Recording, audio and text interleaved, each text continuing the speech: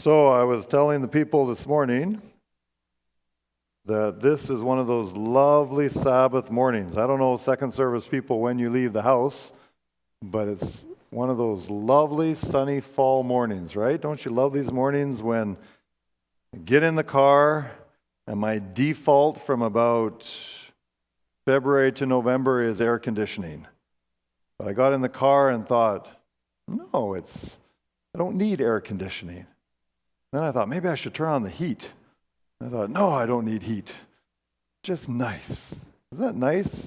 You don't need heat, you don't need air conditioning, and you can just sense it in the air. You can just tell that before long, the snow is going to come. Isn't that exciting? That's the same number of amens I got this morning. That's coming anyways. Looking forward to it. They said more snow this year. Amen. All right.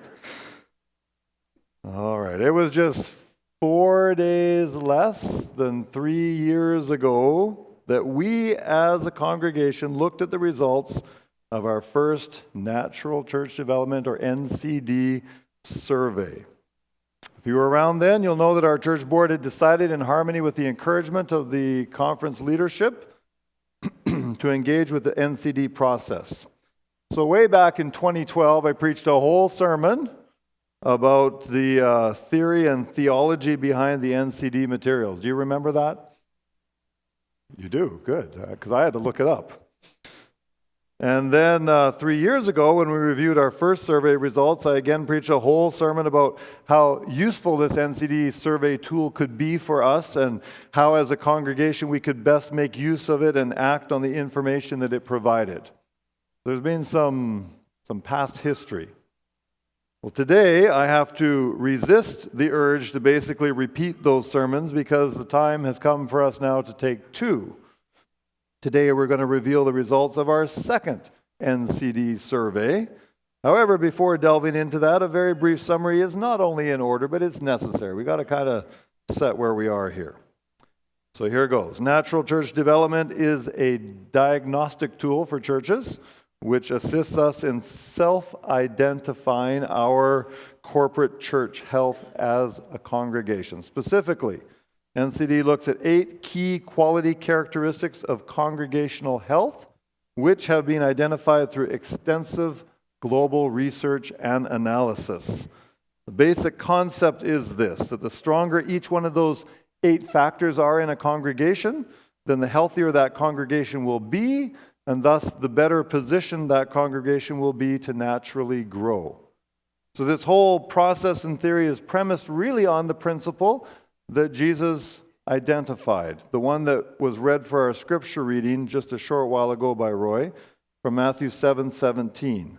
That principle where the Lord said, "Likewise, every good tree bears good fruit, but a bad tree bears bad fruit."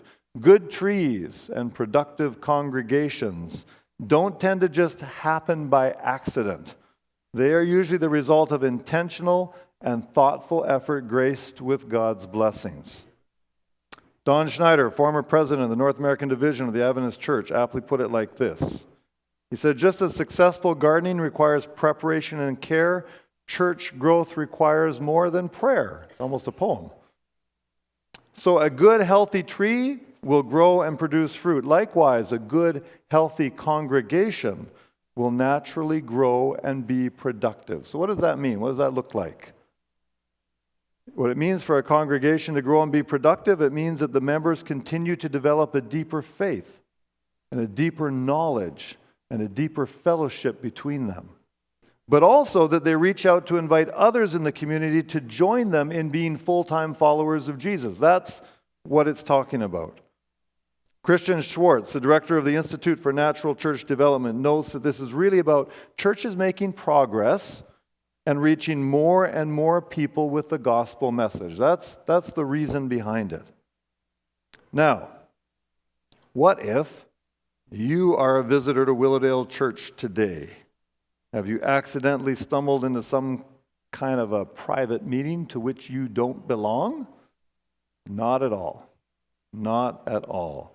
In fact, I'm glad you're here. I'm glad visitors are here. Any Sabbath you come, I'm glad you're here. I never have a Sabbath where I say, I hope no visitors come today. I always want visitors here. And so, if you're a visitor, by being here today, I hope that what you can see and take from joining in our worship today is really something of really the heart of what Christians are about. What we're doing today is not a strange anomaly, but more looking at really the heart of what we're about. We love Jesus. We have committed our lives to him. And he kindly invites and commissions us to join him in the work of extending his kingdom. That is a kingdom that begins here on earth, and it grows here on earth until Jesus returns to take his followers home to the ultimate kingdom headquarters in heaven. So there's nothing here to hide. Go ahead and look over our shoulders, review these principles along with us. We're talking about the essence of what Christianity is about today. And I hope that if you're a visitor here today, like on any Sabbath, I hope you will find yourself surrounded by sincere people who aren't here just putting in time. Right? Yes. I hope you'll find people who are here who have a desire and a passion to put their heads and their hearts into their Christian experience and service. That's what we're supposed to be about as Christians.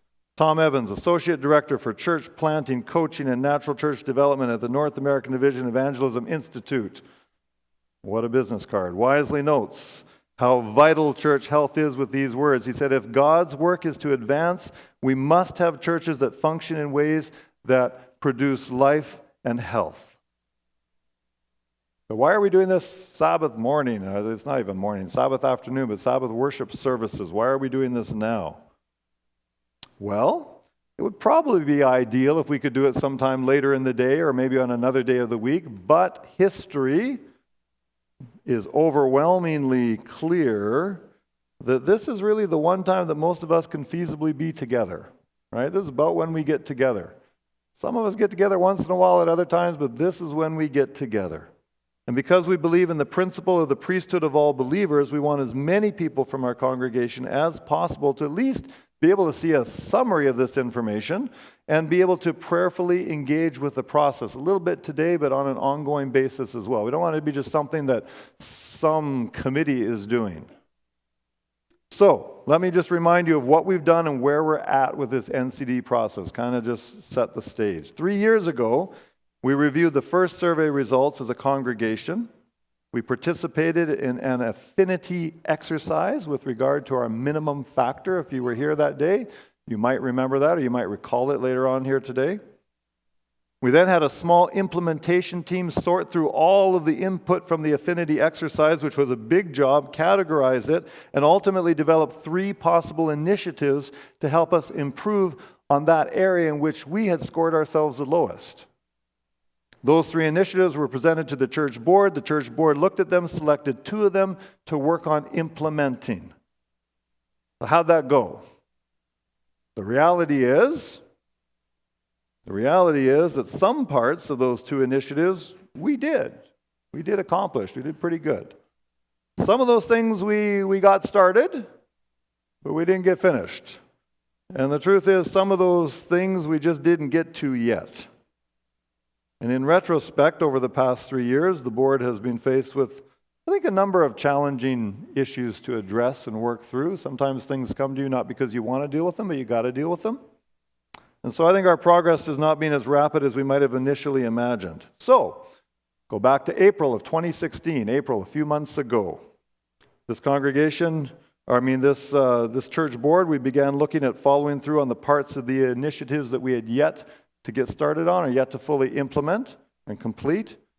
And at that point, the board decided perhaps it would be wise to first conduct another survey and kind of reassess where we're at so that we could be sure that we're focusing our energy and attention in the right way, right place. And that's why we're now ready to take 2, to look at what the results of our recent survey reveal. Because we should care about that, right? It's our church. It's God's church. We're in partnership with Him. Amen, Pastor Godsoe. That's actually true. That's a good point you made. Thank you. I thought so myself. So, This time I hope to spend a little more time looking at the actual results, less time with introductory explanatory remarks, which some of you are already thinking too late, buddy. But nevertheless, we do need to cover a few basics to be able to review the results so we can make some sense out of it. All right, so this thing always takes some time to wake up. And if I press it too many times, then it wakes up and it gets really active. There we go. Just to kind of remind some of us, and for some of you that are new to it, put a kind of a picture to this overall process. We can imagine that our church is like a barrel, an old-fashioned barrel made up of 8 staves, 8 boards. And those 8 staves are the 8 quality characteristics of church health. And the idea is that the lowest or the shortest stave likely has the most limiting effect on our health and thus on our growth as a congregation. So the idea is if there was 8 of these staves, whichever one is the lowest is how much water the barrel can hold. In other words, it's the one that might have the most effect on our capacity. Therefore, intentional, prayerful, and thoughtful attention to that area should prove beneficial to us as a congregation. Now, we also, to be able to look at this meaningfully, need to quickly review the 8 quality characteristics. All right, ready? Ready to think? Ready to remember? Ready to read? All right. You're like way ahead of first service, so good job. All right, here we go. Number 1, 8 of these. We're just going to go through them quick. Empowering leadership. This is about leadership that seeks to empower other people for ministry rather than attempting to do it all by yourself. All right, number 2, gift-based ministry. It's helping people discover their spiritual gifts and then utilize those gifts in a relevant area of ministry. Number 3, passionate spirituality. This is talking about a vibrant faith that's developed when people have been touched by God and they love to fellowship with Him in Bible study and prayer, both individually and also collectively. Number 4, effective structures. This characteristic examines the structural formation of the church to make certain its organization, its boards and committees is supportive of the mission of the church. What comes after number 4? Easy question. Number 5. Here we go. 5. Look at that. Inspiring worship service. This is the type of worship that results when church members have been placed in touch with the infinite God of the universe. These people love to come to church. Worship is exciting. It's a happy time for them. You look so happy. Oh, wow. All right. Number 6, holistic small groups. This is primarily referring to the church creating a safe place where people can be themselves, can relate openly and honestly with one another without fear of criticism or rejection. What is that in our setting? That could be even a Sabbath school class. It could be a prayer group. It could be a Bible study group. It could be a musical group. There's all kinds of small groups that can happen. All right, number 7. Should be familiar with this one. We've been talking about it for a long time. Need-oriented evangelism. This involves a church having a mission mindset and focusing its evangelism on the needs of people. And the last one, number 8, loving relationships. This refers to the interpersonal relationships that exist or should exist in the church, because Christ's church should always be a place of love and care. All right, those are the 8. You don't have to memorize them, but I'll make them a little bit bigger there so you can maybe actually read them on the screen. And I'm just going to pause for a moment or two with this list there for you to see and ask you to take a moment to think in your mind, which of these 8 characteristics would you guess at this point in time might be Willowdale's highest factor, and which one would you think might be its lowest factor? Just reflect on that privately for a moment. Take a look at those. Maybe you weren't one of the 30 people to do the survey, but you can kind of do an impromptu survey. And if you just keep it in your mind, no matter what the answer is, you can say, that's what I thought it was going to be.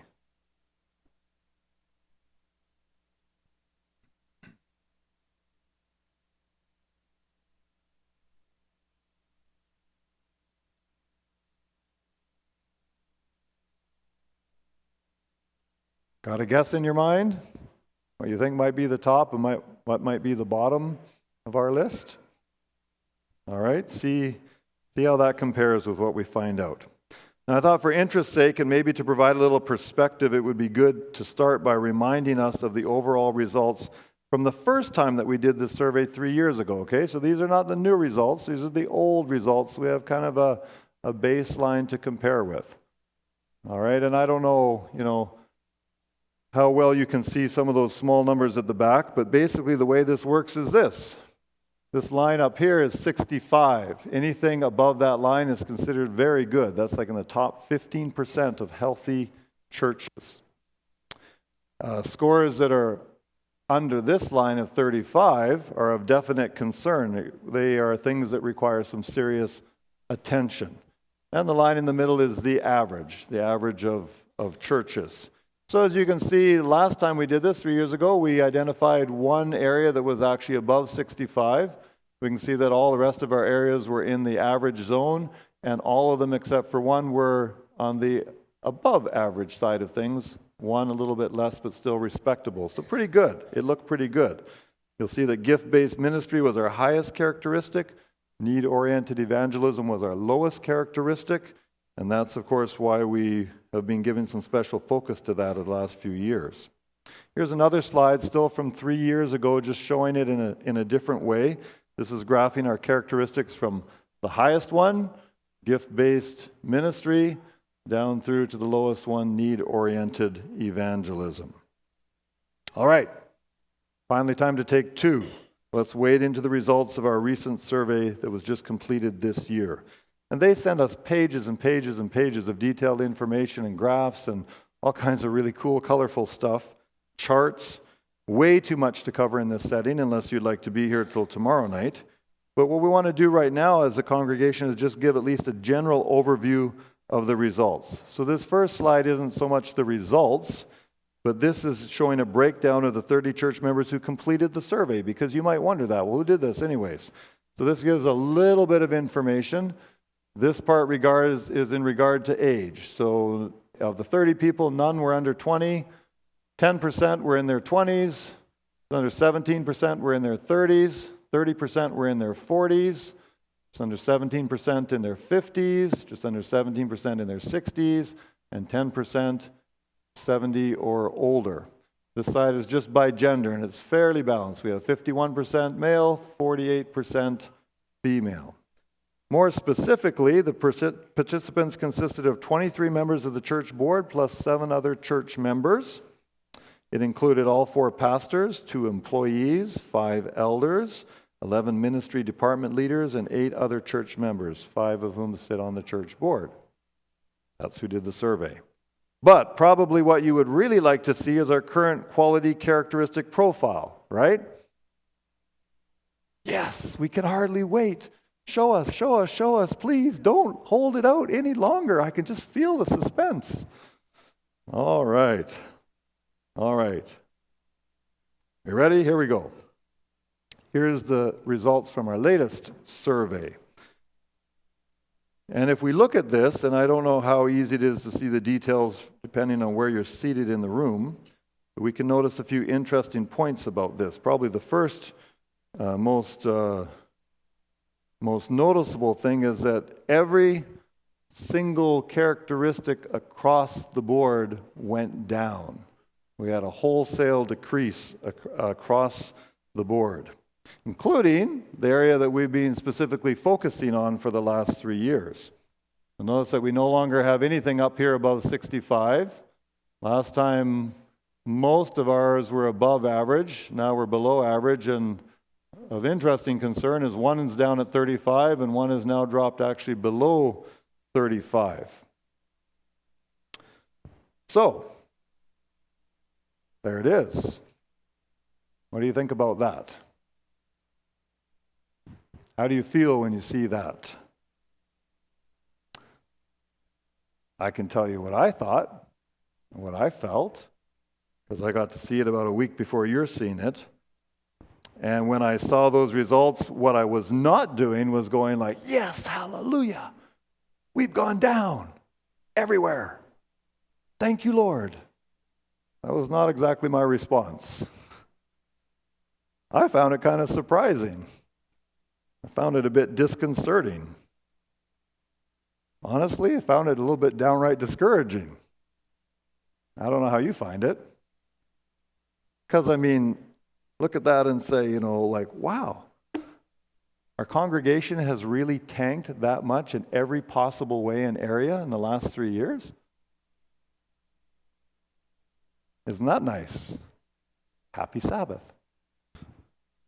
Here's another slide that shows the 8 characteristics now in order from highest to lowest. And what it is, this gray line is where it was last time. So this one went down, this one went down, this one went down quite a bit, this one went down quite a bit, this one went down, this one went down, this one went down a lot, this one went down. All the way across. What is also interesting looking at that is that, except with one exception, all of these areas maintained their ranking. So the highest factor stayed the highest factor, the lowest factor stayed the lowest factor. There was only one that changed, and that was this one, Inspiring Worship Service. It used to be over here in spot number 4, and it jumped over here to spot number 7, and these 3 guys just all shuffled over. Other than that, they've all stayed the same. Kind of interesting. Now, I don't know about you, but I look at that and I naturally start to wonder some things. Do you? I wonder, why the drop across the board? And you start to wonder, how does this work, Maybe 3 years ago, everybody who was taking the survey was kind of overly optimistic. Or maybe this year, a bunch of the survey takers were just really in a grumpy mood or something.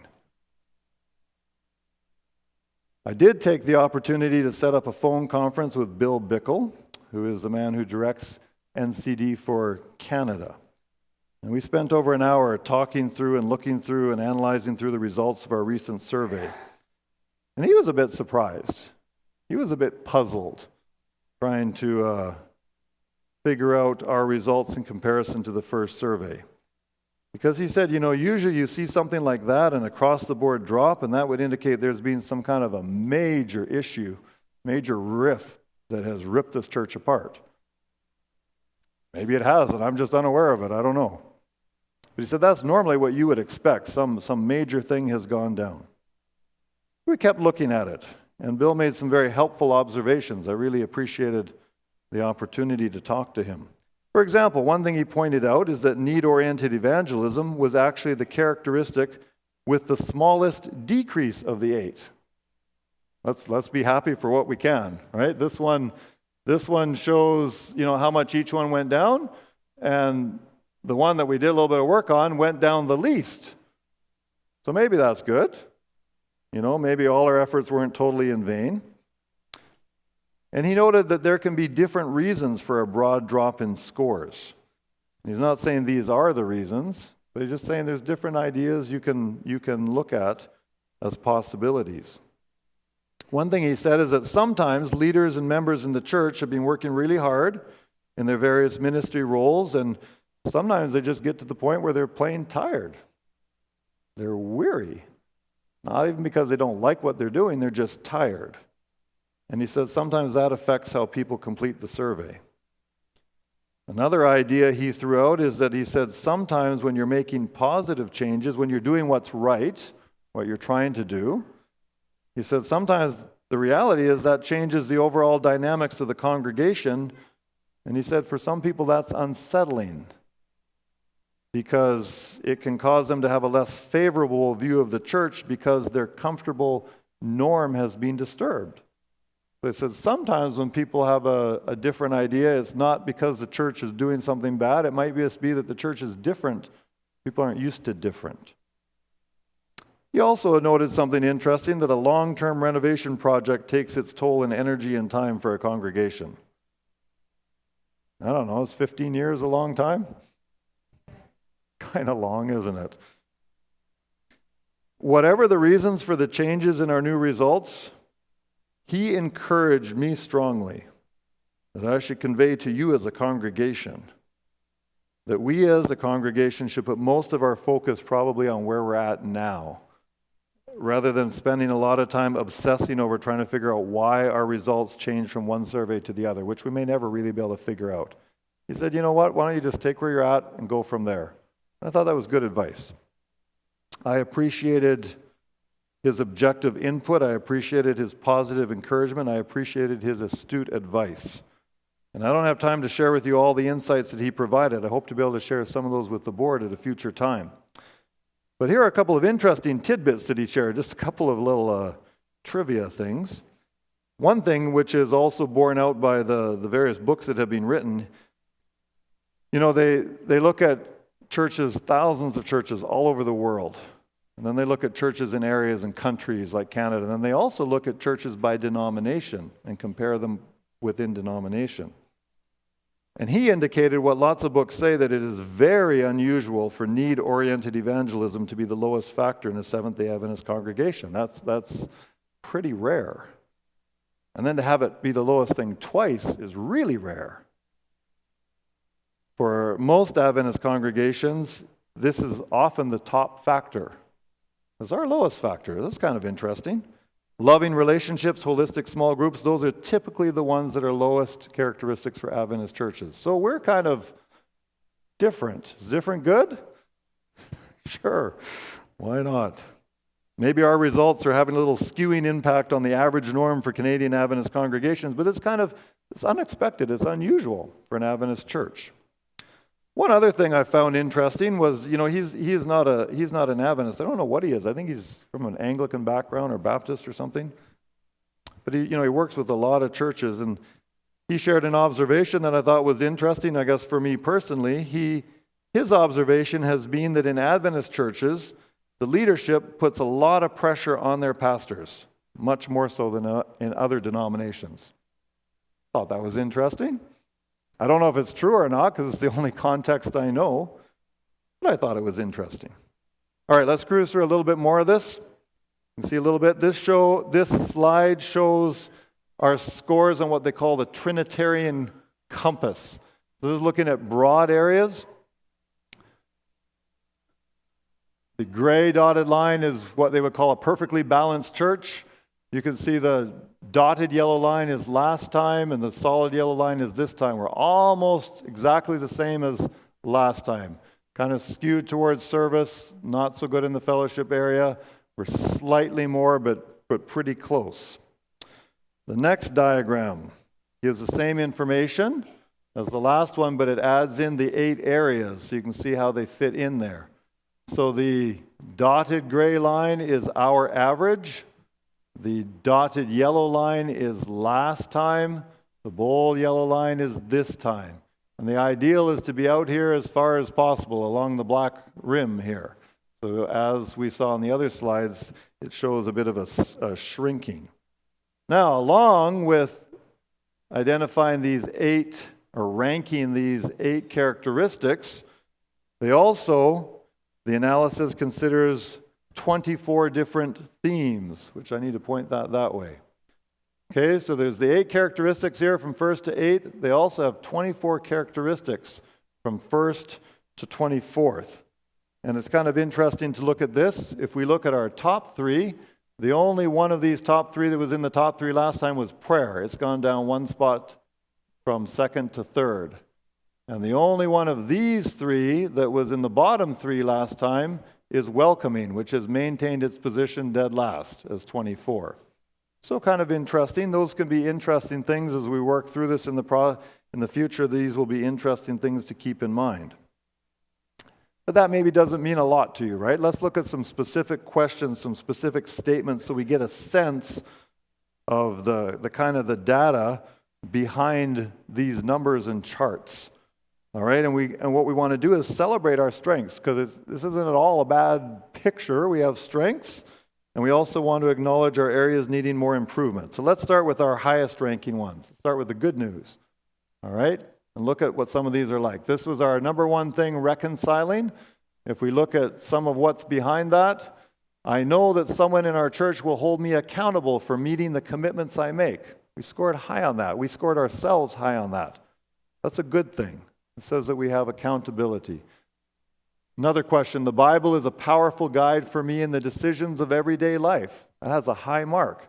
That's good for Adventist Christians, don't you think? Kind of good to be led by the Bible? Yes. All right, let's go to accountability. And some of the questions are the same in different factors, but a couple more questions there. I clearly understand what is expected from me when fulfilling my task in our church. We said yes, we know what we need. Another one, the tasks I perform in our church match my gifts. We have a high score on that. It's a positive thing. Let's look at the third highest one, prayer. Times of prayer are an inspiring experience for me.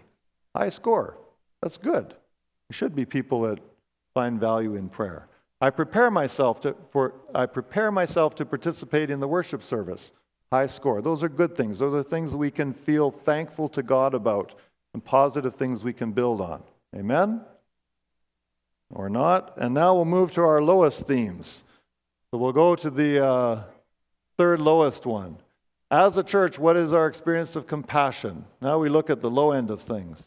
New Christians find friends in our church quickly. Scored ourselves really low on that one, as we did last time. In our church, it is possible to talk with other people about personal problems. Pretty low score. These are the types of areas that we are more challenged with. All right, let's go to the next one. Pastoral care. And understand what this is talking about. This theme isn't looking just at what the pastors do. This is talking about pastoral care from the perspective of shepherding. It's really talking about what care for one another is provided by church leaders and all church members. Okay, so it's not has the term pastoral, but it's not designed specifically just to focus on the pastors. I am a member of a small group in which I feel at home. Scored low. Scored low. We might have small groups, but we may not feel comfortable. Our leaders show concern for the personal problems of those in ministry. Scored low. Types of things we need to take note of. And let's look at the last one. Welcoming. When new people come to church events, we approach them openly and lovingly. That was our absolute lowest. This time and last time. And according to the way we scored ourselves, we got worse at it. That should be worthy of our attention. Our worship service attracts unchurched visitors. Pretty low score. You know, there are many more interesting slides I could show you. Time is fast fleeting. So I'm just going to go right to our lowest quality characteristic, which again is our minimum factor, need-oriented evangelism. Here's how it works. Churches scoring high in need-oriented evangelism tend to take time to understand the real needs of people that they are ministering to. Their outreach methods are relevant to their community. Churches scoring low in need-oriented evangelism tend to be out of touch regarding the needs of their community. So this is one we've been looking at. And I just want to put in a plug for our Sabbath school, adult Sabbath school lessons this quarter.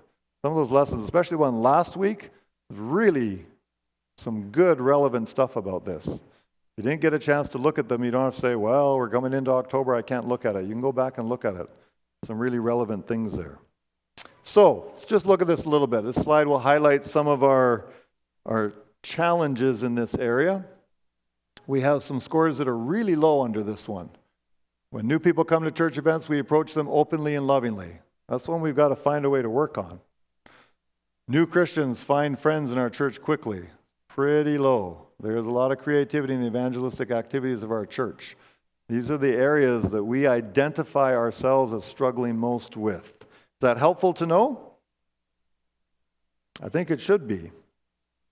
All right? And then this last slide of these types of slides shows where we dropped the most in this area of need-oriented evangelism. So our biggest drops were in new Christians find friends in our church quickly. That went down biggest amount.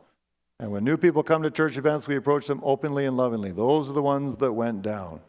It says that these are really a challenge for us. But I also want to see, do you see a positive something there? Do you see that there's one that's fractionally gone up? Isn't that nice? Yes. And if, as I look across at them, it says, I try to deepen my relationships with people who do not yet know Jesus Christ. And I think of some of the things we've tried to do over the last 3 years, and I'm encouraged that I'm encouraged that one didn't go down, at least. It went up a little bit. which says that, again, maybe not all of our efforts were in vain. All right, for the rest of our time here, what I want to do is something different. I want to invite you as a congregation to once again participate in the affinity exercise with regard to our minimum factor, need-oriented evangelism. I believe your thoughtful insight will prove helpful as we again look for meaningful ways to strengthen this element. We need to work on strengthening this within the life of our congregation. And frankly, they say don't try to do this with a bunch of people. Do it with a small group of people. And it would be a lot easier. Some of the people are sitting here on the implementation team last time, and it took us like hours going through all those little sticky notes and trying to sort them all out. So there's an easier way to do it. But I value the broader insight that comes from more of our congregation as a whole. And so I hope that you'll choose to participate, contribute sincerely and meaningfully in this important process. It's not going to take us long. There's two parts to this. So listen carefully. We don't get ahead of yourselves. We don't get off track. 2 steps. Step 1.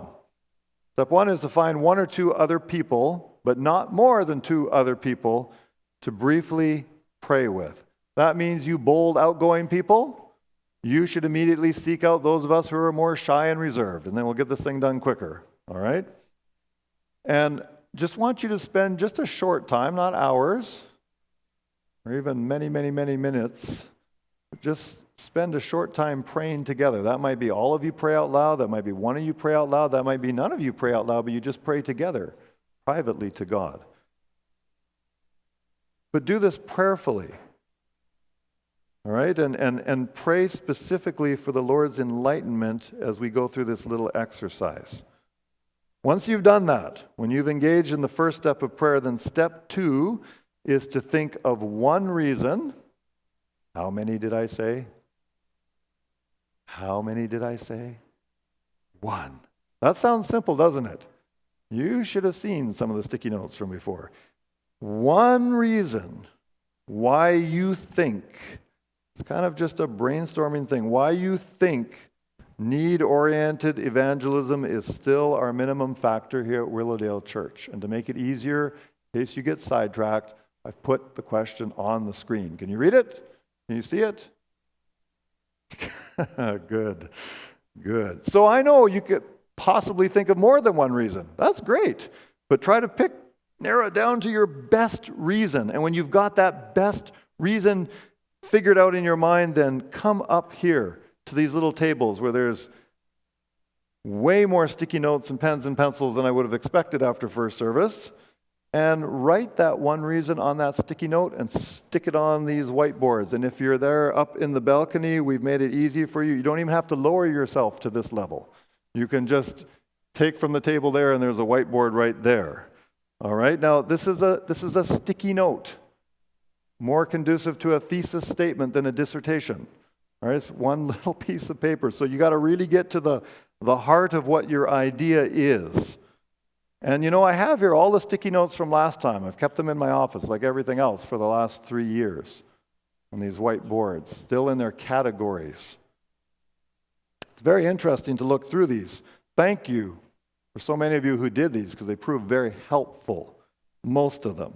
Some of you used this sticky note opportunity as a time to give us a long list of things that the church should do, a to-do list. But it didn't really answer the question we're looking for. And then a few of you used this opportunity to air a gripe or just share some bizarre, random, unrelated information. Some of it was very amusing. I don't know if you were meaning to be amusing, but it was kind of like, whoa, where does that come from? So you can do that if you want, but it doesn't prove to be very helpful. So the question is on the screen. I want to ask you to do this as we close out here in a prayerful, worshipful manner. Ask God to bless us as we go forward. I mean, we're trying to do something that I think ties in with what God has called us to do. So we can be like, oh man, this thing's going to be done soon. What a wacky church service. Or we can prayerfully engage in this and work together. I'm going to read you one paragraph. Russell Burrell, Tom Evans, in their book, Creating Healthy Adventist Churches Through Natural Church Development, is what they rightfully declared. Any church that is healthy will be an evangelistic church. To be non-evangelistic would be in direct violation of the command of Jesus in Matthew 28:16-20 to go and make disciples. That is why a healthy church must include the evangelistic component. For mission is at the very heart of what the church of Jesus is all about. Pens, pencils, sticky notes, whiteboards, lots of people to pray with. Let's just do this for a few moments, and then we'll sing together and be on our way. All right? Go now. Don't go now, I mean go in the activity now.